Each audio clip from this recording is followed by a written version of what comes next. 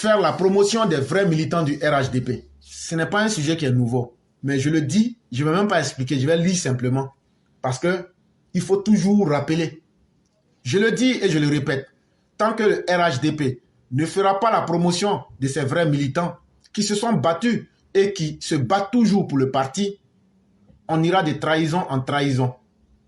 C'est tout de même frustrant que le tapis rouge soit déroulé pour des aventuriers et que les vrais combattants et les vraies combattantes soient l'objet de mépris et de condescendance.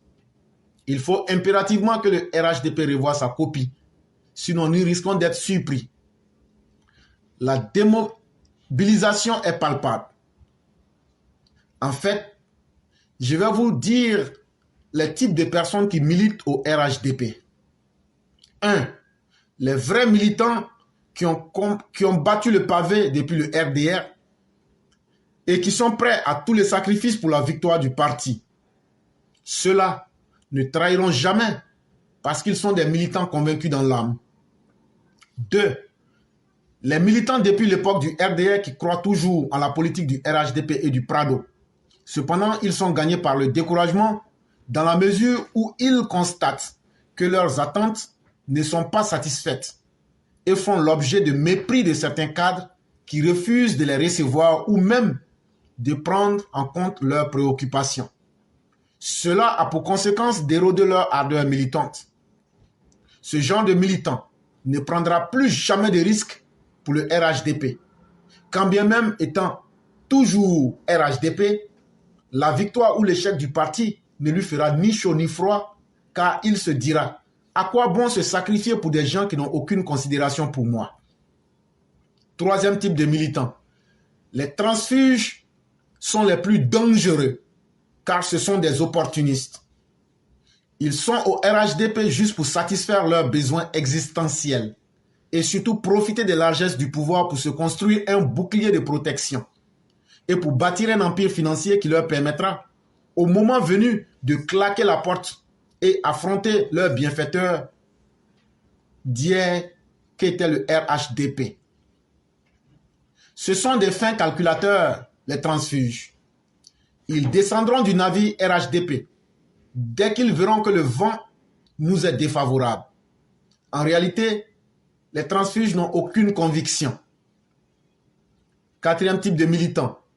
La dernière catégorie sont les militants RDR, en complicité avec les transfuges, qui sont au sein du RHDP et qui sapent le parti de l'intérieur à travers la clanisation et un sectarisme pour juste l'affaiblir. Ces personnes ont des ambitions pour elles-mêmes et non pour le parti. Elles estiment qu'elles sont aptes à diriger et pour ce faire, elles usent des moyens et des manœuvres à la limite du cynisme, souvent avec la collaboration de certains membres de l'opposition. Donc, vigilance, vigilance, vigilance. Voilà un peu les différents types de militants que nous avons dans le RHDP.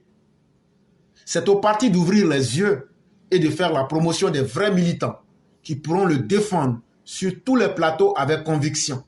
Il est temps qu'on arrête de courir après les profiteurs qui nous laisseront tomber tôt ou tard.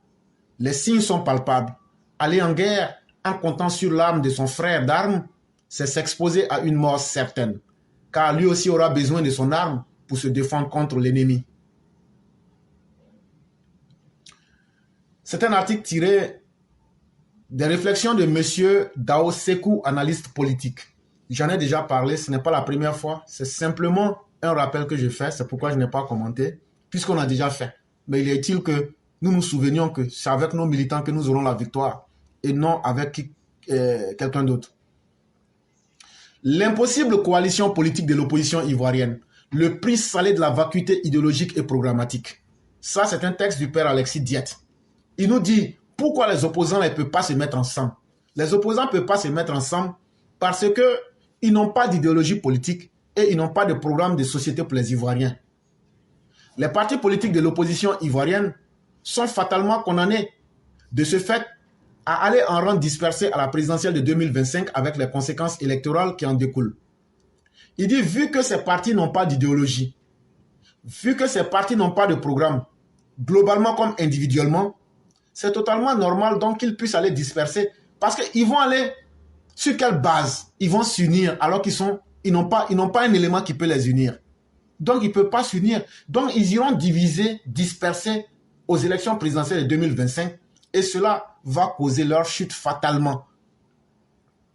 Ils devraient avoir le courage politique de les assumer pour s'être délibérément cristallisés dans le viol de cette règle politique de base en croyant que la manipulation politique de l'identité ethnique et confessionnelle qui divise toujours intérieurement un État multi-ethnique pouvait leur assurer la majorité des urnes. Il dit, mais lorsqu'ils vont perdre ces élections-là, il faudrait que l'opposition ivoirienne sache que le tribalisme ne peut pas être un projet de société. La manipulation des tendances religieuses ne peut pas être un programme de société. La manipulation politique à travers le mensonge, à travers les trolls, à travers les liens avec les ennemis de la République, qu'ils soient internes ou externes, ne peut pas être un programme qui soit au bonheur des Ivoiriens. Et c'est ça, au lieu de chercher à se focaliser sur une idéologie politique et à faire la promotion de leurs idées politiques, c'est plutôt la promotion de la manipulation, la promotion de la haine, la promotion de la xénophobie, la promotion tel est vrai Ivoirien, tel n'est pas vrai Ivoirien, la manipulation par la peur, alors que la majorité des Ivoiriens n'a plus besoin de ça. Et c'est ça qui va faire que les opposants là vont perdre dans les urnes en 2025. L'imposture politique obère fatalement, tôt ou tard, tout programme de construction nationale et de développement endogène d'un pays. Commence et s'incarne d'abord par la dénomination frauduleuse des partis politiques, des organisations de la société civile, dans le détournement du sens des mots, une sorte de maquillage frauduleux destiné à cacher la nature réelle du produit, de tromperie de l'étiquette et de l'emballage qui fait errer le peuple sur le marché politique et lui fait opérer des choix mortifères au détriment de sa liberté et de ses droits fondamentaux.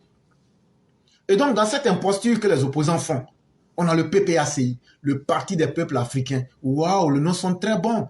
Le Parti des peuples africains. Donc, ça veut dire qu'ils ont déjà réuni tous les Ivoiriens. Ça veut dire qu'ils ont fait, ça veut dire qu'ils ont fait l'unanimité en Côte d'Ivoire, à tel point même qu'ils veulent réunir tous les Africains. Mais c'est faux. C'est un parti d'extrême droite. C'est un parti nazi tropical. C'est un parti xénophobe. C'est un parti de haineux. Ils n'aiment pas les Ivoiriens. Ils divisent les Ivoiriens. C'est le parti même qui dit qu'il y a les vrais Ivoiriens et les faux Ivoiriens. C'est le parti qui dit qu'eux vont brûler les Ivoiriens et que le feu sera en Côte d'Ivoire. En réalité, ce qu'on constate, PPACI, ça sonne bien, mais c'est du maquillage. C'est du traficage d'un produit sur lequel, en réalité, un produit de mauvaise qualité, on a mis une fausse emballage et puis on a mis une fausse étiquette pour dire que l'année de péremption, c'est 2025 ou même 2035. Voilà, par exemple, que je veux vous vendre du beurre, mais je m'amuse à mettre du cabato dans l'emballage du beurre et puis je mets dessus, ça va expirer en 2045. Quand tu vas payer là, tu vas te rendre compte que c'est que l'emballage est fausse. Parce que c'est cabato tu as trouvé, c'est pas beurre tu as trouvé dedans. Maintenant, l'étiquette que j'ai mise sur l'emballage là, pour dire la date d'expiration là, j'ai mis 2045. Alors que ce produit là, on ne peut même pas le conserver. Mais pourquoi ils ont fait ça? Pour essayer de tromper le peuple sur le marché politique. Et c'est pourquoi Laurent Gbagbo disait que les politiciens sont comme des commerçants. Ils ne se trompaient pas. C'est la vérité, vous disait. Si tu acceptes de payer les faux produits, tu vas aussi assumer les conséquences des faux produits. Ta santé, ta liberté, tes droits te seront pris et tu seras encore victime des hommes politiques. On parle du PDCI, Parti démocratique de Côte d'Ivoire. Waouh, eux ils sont démocrates. Est-ce vrai? Qu'est-ce que la démocratie? Est-ce que les militants du PDCI ont-ils eu un véritable choix qui soit varié lorsqu'ils choisissaient leur président?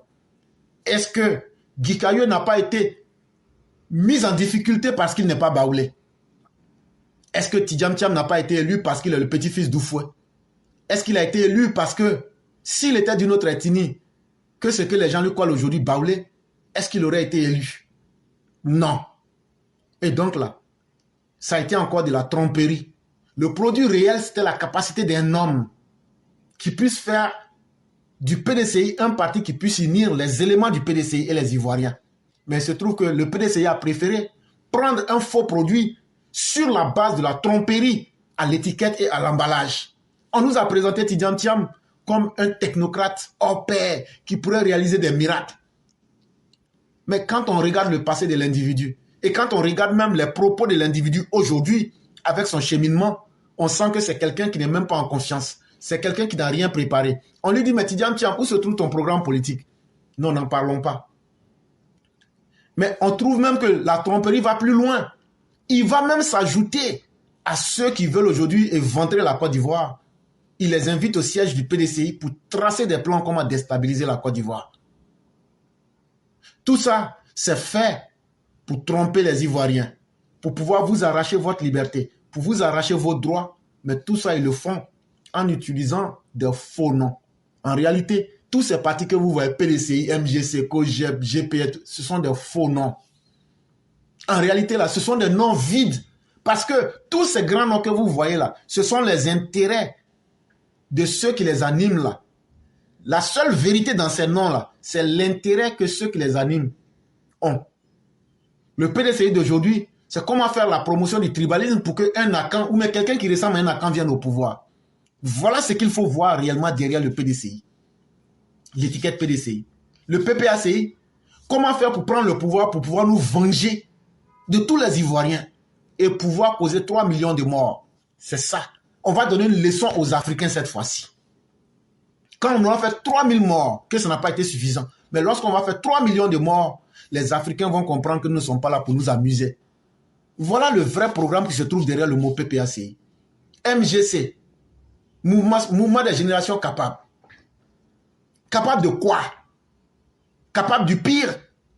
Ah oui, capable d'envoyer les cheveux de nos enfants à Ouida, chez les vaudous, non?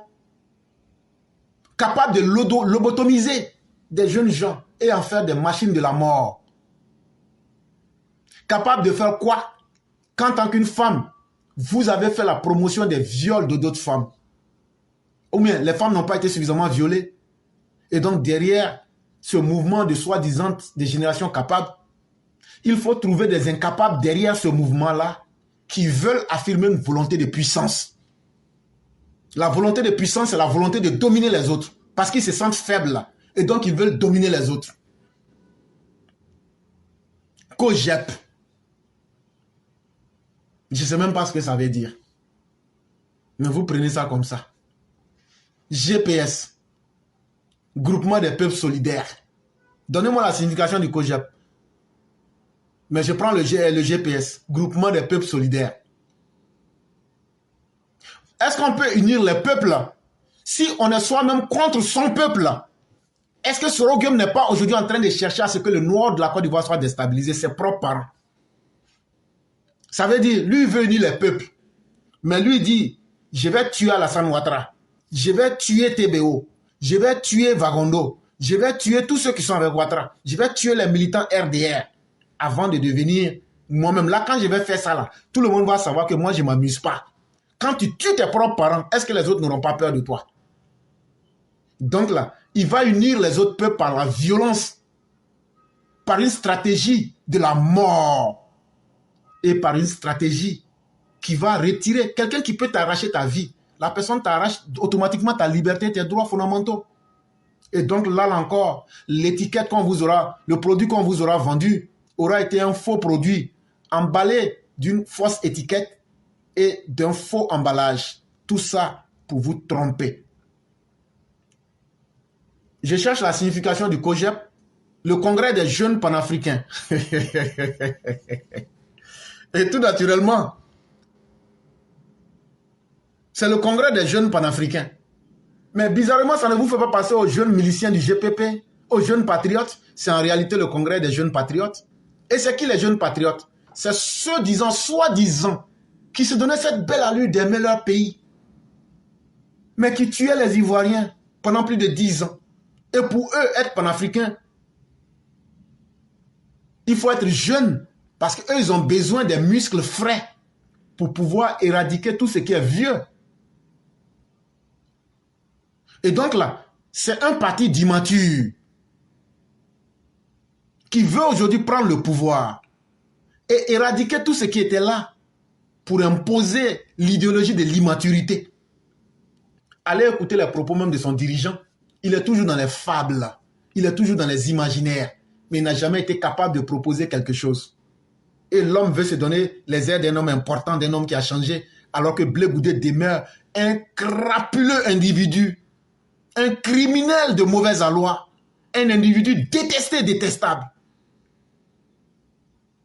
Et qui pense que porter une veste et se donner les airs de quelqu'un qui veut être respectable ne fait pas de soi un homme respectable. Un faux produit, un produit de la tromperie sur le marché de la politique ivoirienne, avec une fausse étiquette d'un individu qui réclame sa dignité alors que tu demeures un criminel patenté. Et donc en vérité, on ne retrouve que tout simplement au RHDP des gens sérieux, à commencer par le président Ouattara, qui ont à cœur d'unir les Ivoiriens. À part Félix Houphouët-Boigny, il n'y a aucun parti en Côte d'Ivoire qui a dit « nous voulons que les Ivoiriens soient réunis » et qui ait réuni les Ivoiriens autant que le président Ouattara. Il n'y a aucun parti qui a pris le pouvoir en Côte d'Ivoire, à part celui d'Houphouët-Boigny, et dire « nous voulons créer les conditions du développement ». Il n'y a aucun parti qui l'a fait mieux que le RHDP.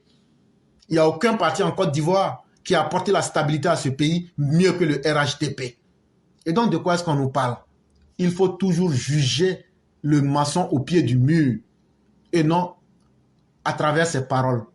Chers Ivoiriens, vous êtes suffisamment avertis.